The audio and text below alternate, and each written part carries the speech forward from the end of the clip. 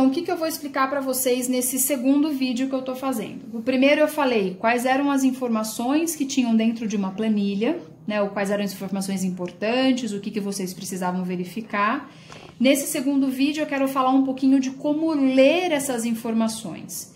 Então, eu tenho um exemplo aqui de uma parte da planilha, né? Que possui o seguinte: a distância, então, como que meu odômetro do carro precisa marcar, o que ele precisa marcar, a tulipa, que é o desenho de onde eu vou estar, e a média de velocidade e o tempo. Então, por exemplo, algumas provas ou algumas categorias utilizam este AFER. O que é o AFER? É uma referência forte, um poste, uma curva com um poste aqui, para eu ajustar o odômetro do meu carro. Então, como que eu faço esse ajuste? Pelo aplicativo ou pela aparelhagem que algumas categorias usam. Na Light, a categoria inicial, não se utiliza muito este AFER em algumas provas, em alguns campeonatos. Então, você que está começando precisa verificar se isso é aplicável para você inicialmente ou não, tá? Então, por exemplo, como que eu vou ler uma informação aqui? Eu vou chegar em um determinado tempo no 4.876. O que eu vou ver? Como que eu leio esta tulipa? Você é a bolinha, o carro é a bolinha. E logo à minha frente eu vou ter um fim de rua, ou um T, que a gente costuma chamar, e você vai ter que dizer para o seu piloto virar para a esquerda, né?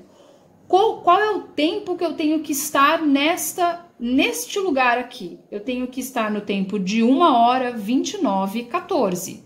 Se você tiver 1h30:14, você está atrasado. Se você tiver 1h28:14, você está adiantado.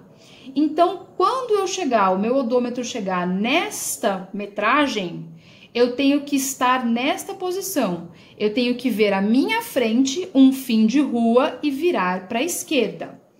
Por exemplo, na tulipa seguinte, ou seja, se vocês virem esse ponto aqui, ó, essa informação é a metragem parcial de uma tulipa para outra, de um desenho para o outro, eu tenho uma diferença de 9 metros. É literalmente 9 metros. Então, aqui eu tenho 4.876, aqui eu vou ter 4.885.